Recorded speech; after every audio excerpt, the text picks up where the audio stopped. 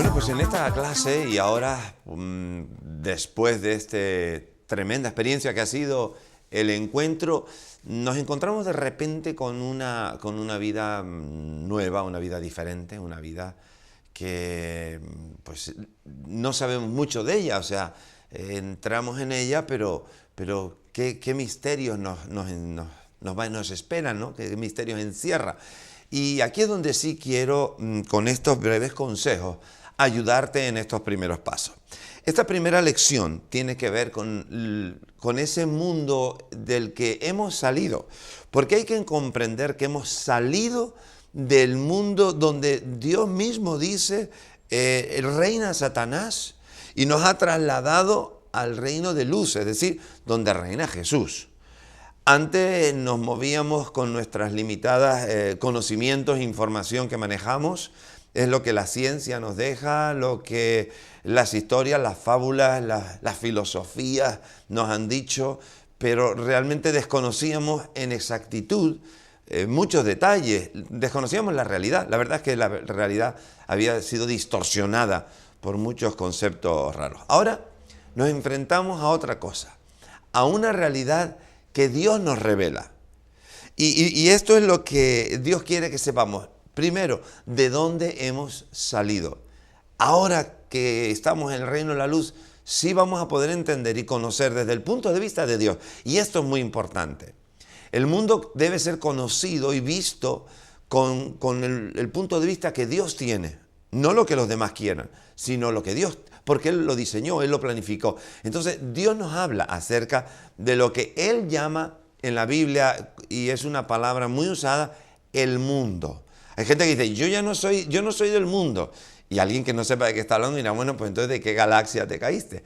No, la idea es que no soy de lo que antes era mi vida en ese mundo. Y por eso es importante escuchar algunos versículos que tienen que ver con eso. Yo quiero leerles en el capítulo 5 de Primera de Juan, versículo 19, dice, sabemos que somos de Dios. Esto es algo que tenemos que tener claro. Somos de Dios. Y dice, y el mundo entero está bajo el maligno. Dice el versículo 20, pero sabemos que el Hijo de Dios ha venido y nos ha dado entendimiento para conocer al que es verdadero. Y estamos en el verdadero, en su Hijo Jesucristo. Entonces, hay un cambio, hay que ser conscientes. Ya no soy la misma persona, no estoy posicionado en la misma manera, ya no tengo la misma naturaleza. Ha habido un cambio. Y alguno dirá, pero sigo siendo bajito y feo y regordete. No hablamos de eso. Evidentemente seguimos en este mundo físico, seguimos con nuestras características físicas, incluso el cambio no es tan radical. Es radical en el área del espíritu, ¿verdad? Ha habido incluso cambios en el área del alma, pero no ha habido cambios totales. Ahora empieza una vida en la que vamos a ir experimentando ciertas transformaciones, metamorfosis en nuestra vida, porque vamos dejando las costumbres que teníamos, dejamos los principios que teníamos y nos estamos rigiendo ahora por lo que Dios dice, lo cual va a traer muchos cambios a nuestra vida y lógicamente muy positivos. Pero esto es importante que tengamos. No podemos seguir igual. Diga conmigo ahí, no podemos seguir igual, porque ya no somos iguales. Entonces, ahora una de las cosas que vamos a entender, y quiero basarme en 3 puntos que arrancan de Juan capítulo 2, versículo del 15 al 17. Juan capítulo 2, primera de Juan, capítulo 2 del 15 al 17. Es el mismo texto, el mismo libro que antes, era primera de Juan 5, 19, pues ahora en primera de Juan capítulo 2 del 15 al 17. Dice, no améis al mundo. Está hablando de lo que hemos dejado. No améis al mundo, ni las cosas que están en el mundo. Si alguno ama al mundo, el amor del Padre no está con él. En otras palabras, si yo sigo siendo atraído y viviendo en comunión con lo que he dejado, entonces el amor de Dios no está en mí. En otras palabras, uno puede salir del mundo, salir de esas cosas por un tiempo, entrar en una relación hermosa con Dios, pero de repente, por alguna razón, se echa para atrás y vuelve a lo antiguo. Bueno, si eso ocurre, ya en ese momento el amor de Dios no está contigo. Porque Dios no va a estar compartiendo tu vida y tu corazón con esas prácticas de las cuales Él te sacó, porque para Él eran abominación, eran una aberración. Dice el versículo 16, dice, es muy interesante, porque todo lo que hay en el mundo, los deseos de la carne, vamos a hablar de esto, los deseos de los ojos y la vanagloria de la vida, no provienen del Padre, sino del mundo. Y otra vez se vuelve a separar. Antes tú y yo estábamos en un sistema. Estábamos en el reino, aunque no lo sabíamos y no lo veíamos, estábamos bajo el reinado y la autoridad, como dice aquí, del enemigo, del diablo. Pero Dios nos ha sacado ahí y nos ha sacado a una vida con Él. Y dice el versículo 17, el último que vamos a leer. Y el mundo pasa y sus deseos. En otras palabras, todo este tiempo de vida, por muy metidos que estemos y muy disfrutando, entre comillas, que creamos que estamos, todo eso termina. Dice, pero el que hace la voluntad de Dios permanece para siempre. Y está hablando ahora de otra vida más adelante. La vida también, la vida eterna, en la cual los que están en el mundo no van a disfrutar, porque prefirieron estar viviendo sin la compañía, el consejo y el cariño de Dios. Entonces vamos a centrarnos en estos 3 puntos muy rapidito. Los deseos de la carne. Aquí en este pasaje yo quisiera irme hasta el libro de Gálatas, porque los deseos de la carne tienen que ver con esas cosas de mi corazón que me atraen, me seducen. La tendencia natural del hombre, de la mujer, es dejarse llevar por lo fácil, por lo cómodo, por lo placentero. Por lo placentero. Y claro, ahí el abanico de ofertas es muy, muy grande. Ahora, cuando pensamos en alguien que quiere llegar muy lejos y a cotas de éxito bien altas, imaginemos por ejemplo el deporte, uno tiene realmente que disciplinar su vida. ¿Por qué? Porque va a haber muchas cosas placenteras y no malas de por sí, pero que van a perjudicar esa trayectoria hacia el éxito. Por ejemplo, un corredor de fondo que tiene que entrenar muchas horas al día, va a tener un cuerpo, y todos los conocemos, son bastante delgados, normalmente no son muy altos, ¿verdad? Son gente fibrosa, nada de grasa. ¿Por qué? Pues porque lo queman todo en los entrenamientos y lógicamente tienen también unas dietas y unos cuidados muy meticulosos. Esa persona no va a comer cualquier cosa. ¿Por qué?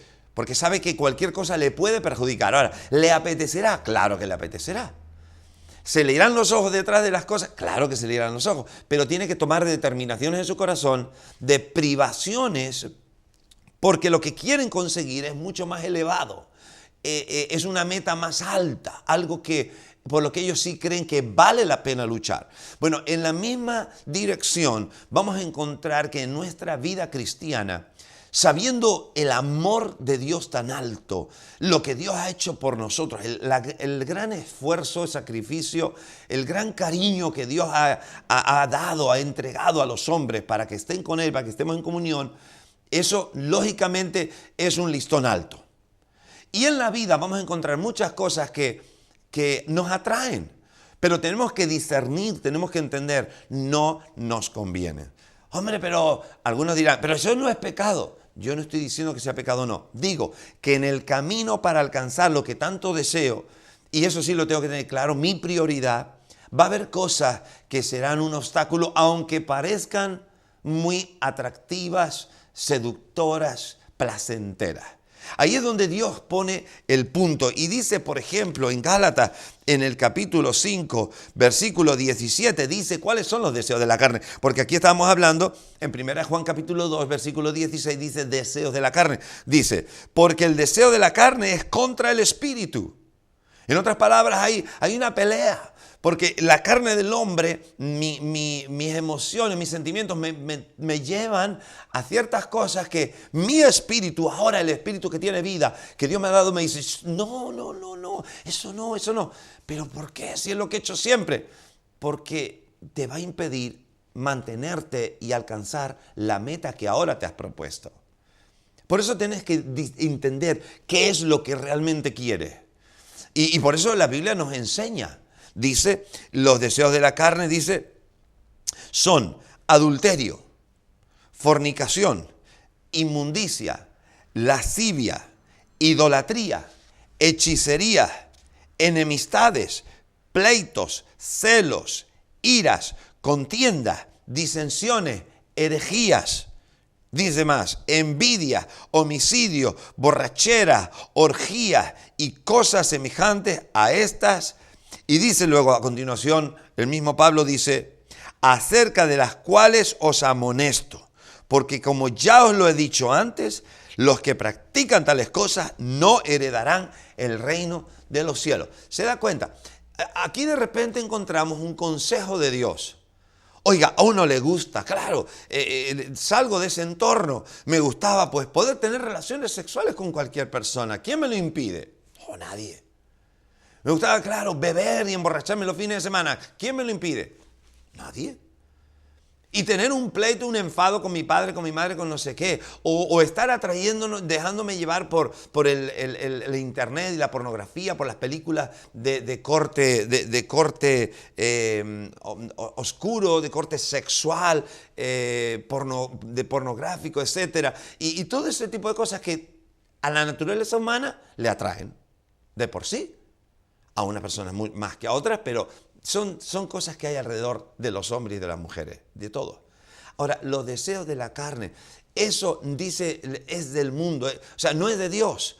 ¿Qué es de Dios? De Dios va a haber otra serie de cosas que se van a desarrollar. Y en el mismo capítulo de Gálatas, capítulo 5, en el versículo 22, dice que el fruto del Espíritu es amor, es gozo, es paz, es paciencia, es benignidad, es bondad, es fe, es mansedumbre, es templanza, ¿verdad? Son una serie de características que se van desarrollando, no salen el primer día, se van desarrollando. Pero Dios quiere sal del entorno. Vamos a la siguiente parte que nos decía aquí en Juan capítulo 2, versículo 16. Decía, lo primero era los deseos de la carne, hemos hablado un poco de eso, y esos son obstáculos para alcanzar el reino de Dios. Dice, la vanagloria de la vida, ¿verdad? Las cosas que la vida me ofrece como un escaparate para yo ir en la vida luchando por eso. Hay gente que lucha por la fama y se deja llevar por la fama, y por la fama hacen lo que sea, porque quieren ser reconocidos, porque quieren ser aplaudidos, quieren ser vistos. Pero ¿a dónde nos va a llevar eso? A vivir de cualquier manera. Por eso, la vanagloria de la vida es algo que es la seducción. Es la seducción del éxito. Y uno puede pensar, dinero, reconocimiento, puestos, ¿verdad? La fama, puestos. Qué bonito es. Sí, suena bien, pero en el trasfondo, o sea, lo que está detrás de todo eso, no es Dios. ¿Sabes? Dios tiene ya un plan para tu vida. Dios tiene algo ya bastante organizado para que tú puedas desarrollar y vivir en tu vida. Dios tiene una serie de prioridades vitales en la vida, secretos en la vida, que nada tiene que ver con lo que el mundo nos está ofreciendo. ¿Sabe? A veces uno quiere llegar y esa ansia personal. Pero ¿qué dice el Señor? El Señor dice, buscad primeramente el reino de Dios y su justicia, y todas las demás cosas os serán dadas por añadidura. En otras palabras, no estés buscando eso. ¿Sabes? Busca a Dios. Busca lo que Dios tiene para ti. Y sepárate, pero sepárate de aquello que antes enamoraba tu corazón y te llevaba corriendo a todos lados y haciendo cualquier tipo de cosas para poder llegar. Y el ejemplo lo tenemos en los medios de comunicación. Toda la información que nos llega. Mire, hace poco había un problema con el dopaje en el deporte. ¿Por qué la gente se dopa? Porque quiere triunfar, porque quiere dar más y llegar a la cabeza y estar con los méritos y salir en las fotos, en los periódicos, en los reportajes de telediario. Quieren llegar ahí. Vemos en las mujeres entre los modelos y cierto tipo de trabajos que exigen una condición física elegante, ¿verdad? Pues con ciertos patrones y medidas del cuerpo y llegan a la anorexia y terminan arrastradas y destruidas por alcanzar ese sueño. Gente que cae en la ambición. ¿Cuántos políticos y no políticos han caído en la ambición y finalmente se descubre una trama impresionante y todo era para tener más dinero? ¿Se da cuenta? Son las vanidades de la vida. Las cosas que Dios, la vanagloria de la vida, las cosas que Dios no está pretendiendo para ti. Dios tiene un plan precioso. Él te va a dar el reconocimiento. Él te va a dar lo que tú necesitas. No te preocupes. Pero escapa de ese punto. Y el otro que quería, y no quiero que se me pase, también el 16 dice los deseos de los ojos. Esto tiene que ver con la atracción de lo que vemos. Y no, a veces no es solamente lo que vemos, pero es la atracción, es lo que nos seduce de lo que tenemos delante, ¿verdad? Una de las cosas, y los hombres tenemos un gran problema con esto, es la atracción de la mujer, ¿verdad? Hay una gran atracción, el hombre es conquistado por los ojos, ¿verdad? La mujer tiene otra forma de llegar a ella, pero el hombre siempre ha sido seducido por lo que ve. Y Jesús mismo dijo, cualquiera que viendo a la mujer de su prójimo, ¿verdad? La desea, ya adultera. No hace falta tener el acto sexual, ya adultera. Porque en su corazón ya la concupiscencia germinó, el pecado germinó y ya manchó, ya se transformó en pecado, en mancha en mi vida, en falta de libertad y de limpieza, de pureza. Entonces, los ojos, esa mirada, alguien dijo una vez, la primera mirada, yo escuché un mensaje una vez que decía, nosotros no podemos impedir que los pájaros vuelen sobre nuestra cabeza, pero sí podemos impedir que hagan nido. En otras palabras, hay cosas que me llaman la atención. Y la primera mirada es de asombro, no sé, de sorpresa. Pero la segunda mirada ya tiene otra intención. Y ahí es donde sí tendríamos que tener mucho cuidado. Y hay tantas cosas que nos seducen y que no son de Dios, que pretenden llevarnos. Y escúcheme, detrás de todo esto, detrás de los deseos de la carne, detrás de los deseos de los ojos y de la vanagloria de la vida, lo que hay es una trama del diablo para arrastrarte y sacarte de lo que acabas de decir y de hacer. ¿Qué es? Haber dado el paso de romper con lo que antes te encerraba y entrar a la vida con Dios. Ahora, al entrar en la vida con Dios va a ser una lucha. Hablábamos en las clases de preencuentro acerca de que volvernos en un río, dejarnos llevar por el río fácil, pero volvernos en el río y nadar contracorriente, que es en muchos casos una de las imágenes gráficas más claras para lo que es la vida cristiana, es difícil, porque todo el mundo piensa de otra manera. Hay problemas como la homosexualidad y la gente por pena dice, ¡ay, los pobres! Y tal, y no es que como personas no sean amadas y debamos amarlas, por supuesto, pero el permitir, el tolerar ese tipo de vida, cuando la propia Biblia dice que eso no viene de Dios, eso es algo abominable a los ojos de Dios, entonces tengo que ser radical. Ser radical significa ir en contra muchas veces de la corriente, de lo que piensan mis padres, de lo que piensan mis hijos, de lo que piensa mi familia, de lo que piensa mi cultura, de lo que piensan mis profesores en el colegio, de lo que piensan mis amigos en el trabajo, etcétera, etcétera, etcétera. Y ahí es donde se va a notar, Dios mismo va a ver tu conversión. Lo que tú has hecho es algo genuino, algo de verdad. Lo que has vivido en el encuentro es algo verdadero o simplemente vas a dejarte llevar por lo fácil, por lo que dicen los demás, por lo que tu corazón y tu tripa te dicen, por los deseos, pasiones. ¿Qué vas a hacer con tu vida? Esto es muy importante. Por eso uno piensa y dice, no, el mundo no me afecta. Claro que el mundo te afecta, por supuesto que el mundo te afecta. Hay jóvenes que dicen, no, a mí las películas de miedo no me dicen nada. Ya, pero luego la vas a ver y te pasas un par de noches levantándote a medianoche con pesadillas y no pudiendo concebir el sueño. Sí afecta. Hay gente que dice, no, eso a mí no me preocupa. Yo soy fuerte, yo puedo ir a las discotecas, yo puedo beber, yo puedo fumar. Y además lo dejo cuando quiera. esas bravuconadas son fruto de la ignorancia y de la necedad de la gente. Volvámonos a Dios, volvámonos a la sabiduría de Dios. ¿Quién diseñó nuestro cuerpo? Ya hemos hablado de eso. Lo diseñó Dios. ¿Quién conoce cómo funciona no solamente lo físico, sino aún lo del alma? Aquello que aún ni nosotros hemos descubierto en nosotros mismos. ¿Quién lo conoce? Dios. Entonces, ¿por qué no nos dejamos llevar por Dios? Yo quiero invitarte a que te dejes llevar por Dios. Y te voy a dar una serie de consejos, ya estamos terminando. ¿Cómo enfrentar esas situaciones ahora que soy cristiano? ¿Cómo enfrentar ese mundo del cual yo salí? ¿Cómo enfrentarlo para protegerme? Bueno, número uno, no participemos más en lo que el mundo nos está ofreciendo en términos, digo, de pecado. Hay que ser radical.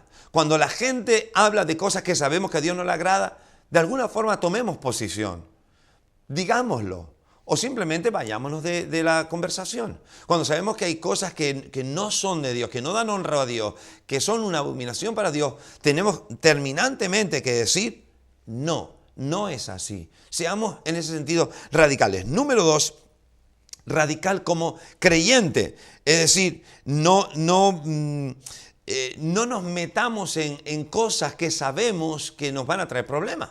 Por ejemplo, una de las situaciones que vamos a tener que hacer en muchos casos es evitar cierto tipo de personas que antes, porque todos hablábamos de lo mismo y corríamos haciendo lo mismo y pensaban en lo mismo, ahora al ver esa diferencia nos puede realmente perjudicar. No nos creamos tan fuertes. No nos creamos tan fuertes. Tenemos que ser radicales como creyentes en nuestra forma de vivir, en nuestras relaciones.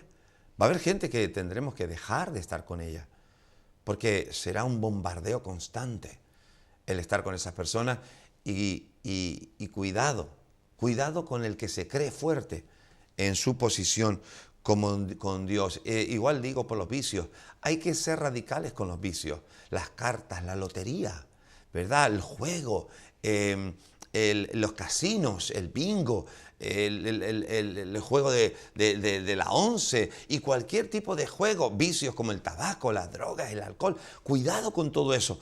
Seamos radicales en ese sentido y mantengamos lo que Dios ha conquistado. Lo que hemos llegado en Dios a conquistar en nuestra vida, esta nueva situación, mantengámosla con esa radicalidad. Dios nos ofrece todas las herramientas, pero la decisión de ponernos en nuestro sitio, no cabe duda que es nuestra. Y la decisión de mantenernos o volvernos para atrás también es nuestra. El punto número 3 es cuidado de pasar mucho tiempo con los incrédulos. Y esto también tiene su sentido. ¿Por qué? Porque las conversaciones, uno piensa que no, pero las conversaciones afectan. Las conversaciones nos atan. Las miradas, las situaciones en que nos envuelve esa forma de hablar, de hacer las cosas. Hay una seducción de parte del diablo detrás de todo eso, que lo que quiere es separarnos de la santidad que Dios nos ha dado. ¿Sabe? Es importante, yo no estoy diciendo, porque además Pablo dice, yo no he dicho que salgan del mundo. No, que estén en el mundo, pero que no tengan comunión. En otras palabras, no se mezclen, no participen, no se involucren. Pero en el mundo tenemos que estar. Escuche, una de las cosas que usted va a aprender en estos primeros pasos va a ser que usted es luz en medio de las tinieblas. Si el mundo se identifica como tinieblas y usted es luz, ¿dónde se ve la luz? ¿La luz se ve en las tinieblas, en la oscuridad, o la luz se ve donde hay mucha luz? La luz, lógicamente, donde brilla es donde hay tinieblas. Entonces, ¿dónde tenemos que estar? En ese medio. Pero con estos cuidados y estos principios que yo le estoy diciendo, si no fuera así, vamos a correr muchos peligros. Y le digo, he visto a mucha gente caer por tontear con esas cosas y no haber sido radicales. Número 4, busque amistades que compartan sus propósitos y sus metas. En esta nueva vida, usted va a descubrir que hay una gran familia de Dios, pero que ya han tenido algunos mucha experiencia, otros están recién comenzando, quizá como usted, pero están involucrados en un nuevo tipo de vida, con unas aspiraciones, unas ilusiones que vale la pena compartir. Ahora hay otras metas en la vida. Antes era triunfar, disfrutar de la vida antes de morir y todo ese tipo de cosas, ganar dinero, lo que hemos ido hablando. Ahora no. Ahora uno sabe que todo eso es una estrategia del diablo por tenernos entretenidos y quitarnos la vista de lo eterno. ¿Qué es ahora lo importante? Lo importante es esa vida eterna que Dios tiene para nosotros. Lo importante es nuestra comunión con Dios. Eso es lo importante. Por eso ahora ya no es tan importante pensar en la muerte, porque yo sé que aunque muera, me voy con Cristo. Así que uno mira la muerte ahora también de otra manera. ¿Se da cuenta? Este tipo de cosas. Entonces, una de las cosas que tenemos que hacer es rodearnos más de esa gente, juntarnos, ir más a la iglesia, estar en contacto con líderes, personas maduras que conocen de Dios, conocen cómo triunfar en la vida, en el proceso del desarrollo como cristiano y como persona. Muy importante. Y el último punto, y ya terminamos, afiance su relación con Dios. Escuche, usted ahora tiene que leer y orar todos los días. Usted tiene ahora que meterse con Dios todos los días. Tener tiempos para leer 2, 3 capítulos cada día. Meditar en ello, escribir algo que eso le dice. Tiene que leer y orar. Tomar tiempo para estar con Dios a solas. Ir a los cultos, en las oportunidades que tiene en la semana para estar con los hermanos en la iglesia, los pastores, etc. Ahora le toca involucrarse porque esta nueva vida tiene nuevas exigencias, pero tiene también nuevas ofertas, nuevas cosas, y las vamos a aprender estando en ese ambiente. Déjeme terminar con una oración. Yo quiero orar por usted, porque empieza un tiempo difícil, y el diablo se va a cebar. En algún momento usted va a sentir, pero ¿cómo puede ser? Tengo más problemas que antes. Es que el diablo se va a encargar de trabajar en usted para arrancarlo de lo que usted y de la decisión que usted ha tomado. Padre, en el nombre de Jesús, oro por cada persona que está viendo estas imágenes. En el nombre de Cristo, y te pido, Señor, rompe las cadenas que los atan, trae vida, Señor, a sus corazones y dale la fuerza para hacer lo que tienen que hacer. Y en el nombre de Jesús, te pido que estos primeros días caminando contigo, tus ángeles estén guardándolos. Yo oro, Dios, para que la unción de tu Espíritu, lo que tú me has dado, sea impartido en ellos, Dios mío, y tengan la fuerza, el poder para mantenerse en su sitio. Bendigo su vida, su familia y todo lo que les rodea, y pido que ángeles poderosos estén guardando su entorno para protegerlos en estos primeros tiempos como bebés espirituales en tus manos. Gracias por ello, Señor, en el nombre de Jesús. Amén, amén y amén.